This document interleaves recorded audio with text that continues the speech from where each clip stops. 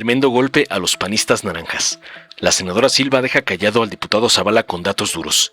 El narcodiputado Juan Ignacio Zavala, de Movimiento Simulado, lanzó una crítica demagoga contra el gobierno federal, menospreciando los logros de la Cuarta Transformación y alabando exclusivamente a los gobernadores de su narcopartido. Centró sus chillidos en el crecimiento económico, ladrando que las prioridades legislativas están equivocadas y que solo Jalisco y Nuevo León dizque están transformando al país, en un claro intento de desviar la atención y hacerla de palero de sus narcogoberladrones. Pero frente a estas barrabasadas del sobrino del Borolas, la senadora Beatriz Silva de Morena respondió con contundencia, presentando datos irrefutables, el peso en su mejor nivel en 30 años, México como el segundo país con menos desempleo en el mundo y un aumento histórico del salario mínimo. Tajante demostró que la economía sí llega al bolsillo de la gente y que el éxito se mide en justicia social, no en obras para unos cuantos, desmontando por completo el discurso narcoopositor y reafirmando los cimientos de la transformación. Veamos enseguida cómo el narcosobrino del Borolas y la Margarinflas es pulverizado por la senadora Silva por atacar a la 4T, como le mandan sus narcoamos, el junior tóxico Claudio X y el evasor Salinas Pliego. Con el permiso de la presidencia, me da gusto que en esta comisión permanente, por fin, dentro de la agenda política, nos abramos para hablar de asuntos económicos del país, porque a veces en esta Cámara de Diputadas y de Diputados pareciera que tenemos las prioridades completamente al revés y que venimos a hablar a esta Cámara, a esta soberanía, de todo menos de aquello que verdaderamente les interesa a las mexicanas y a los mexicanos. Que venimos a hablar aquí de todo, menos de aquellos temas que sí transforman, que sí cambian vidas, que sí evitan el dolor de las personas, que tenemos el deber de venir aquí a representar con dignidad. Entonces, qué bueno que hablemos de un tema tan importante como es el tema económico para el país, porque aquí se ha querido sistemáticamente, aquí en los otros espacios de debate, en la agenda social, se ha querido decir que el problema del país es político. Pero ¿cómo va a ser el problema del país político-electoral cuando tenemos un país que no está creciendo ni siquiera al 0.5%. Ahorita ahondaré más sobre este tema, pero creo que en la coyuntura que tenemos, cuando tenemos el Mundial del Fútbol a menos de 6 meses de que inicie el próximo 11 de junio, podemos ver que hay 2 maneras muy claras de gobernar.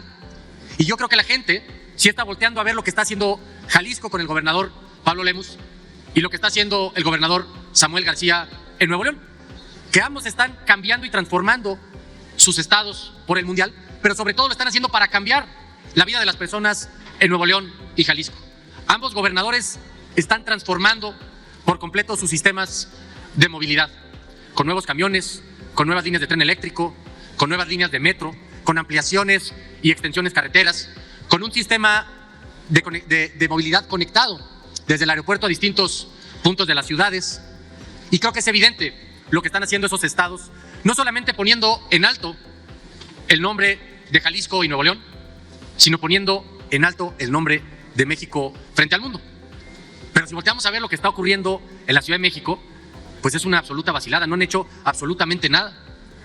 Por eso hace unos minutos con mi compañero Gibran Ramírez metimos un punto de acuerdo para discutirlo aquí en la comisión permanente, solicitándole al gobierno de la Ciudad de México para que nos informe cuál es el diagnóstico para albergar a tantas millones de personas que van a venir con motivo del Mundial. ¿Qué se está haciendo en materia de vivienda? ¿Qué se está haciendo en materia de deporte? ¿Qué se está haciendo en materia de movilidad? Ni siquiera para una competencia, para la competencia vaya más vista en el mundo, ni siquiera para eso han utilizado el gobierno de la ciudad el pretexto para poderle cambiar la vida a millones de personas. Y sobre el tema del que estaba hablando, sobre el tema del crecimiento, yo todavía recuerdo cuando el expresidente López Obrador y cuando muchos de sus seguidores con razón criticaban, particularmente el sexenio de Enrique Peña Nieto, que no crecíamos ni siquiera al 2%. Eso decían. Y aquí venían compañeras y compañeros del PT y de Morena y criticaban que no crecíamos ni al 2%. Hoy no crecemos ni al 1%. O sea, el 2% ya aparece lejanísimo. Y a nosotros eso no nos da gusto, porque antes que pertenecer a cualquier movimiento, pues somos mexicanos. Y nosotros queremos que le vaya bien a México. Y por esa razón es que quisiéramos que el país estuviera creciendo, que hubiera inversión, que hubiera consumo, que estuviéramos haciendo el pastel un poco más grande para después poder también repartir más y repartir mejor. Pero en vez de venir aquí a discutir eso que sí es fundamental, que sí le cambia la vida a las personas, pues muchos han preferido venir aquí a hablar de reformas políticas y a decir que el problema de México es electoral.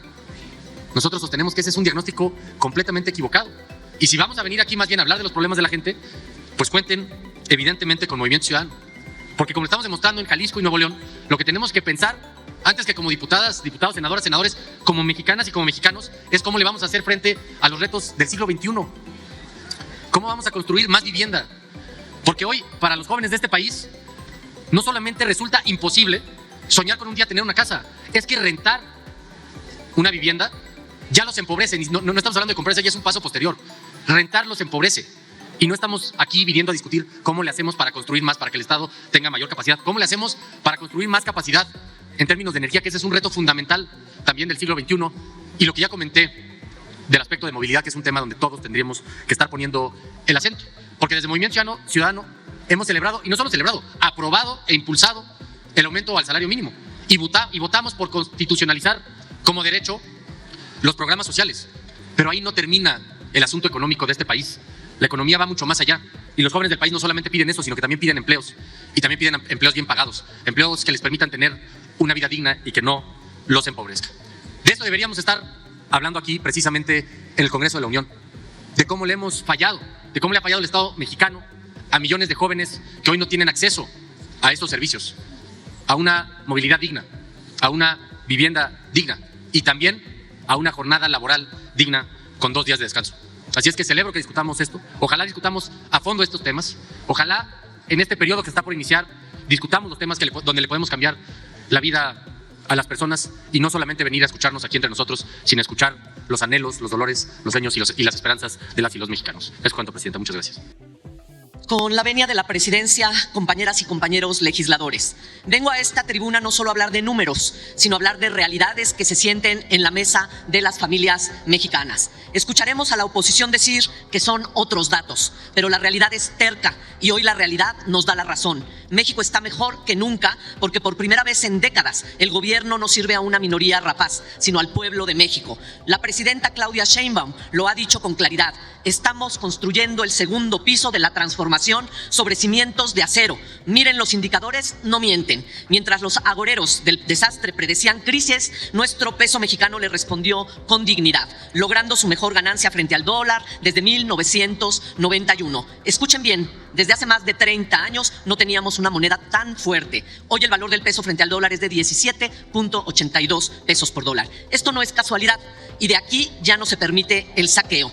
Como decía el licenciado Andrés Manuel López Obrador, hay una disciplina financiera. No puede haber gobierno rico con pueblo pobre. Y esa máxima hoy sostiene nuestra macroeconomía. Pero la macroeconomía de nada sirve si no llega al bolsillo de la ciudadanía. Hoy somos la segunda nación con menos desempleo en el mundo. No son solo vacantes, son vidas dignas. Y para quienes decían que aumentar el salario mínimo quebraría la economía, hoy les respondemos con un incremento del 13% que entró en vigor este 1 de enero. Es una victoria del humanismo mexicano.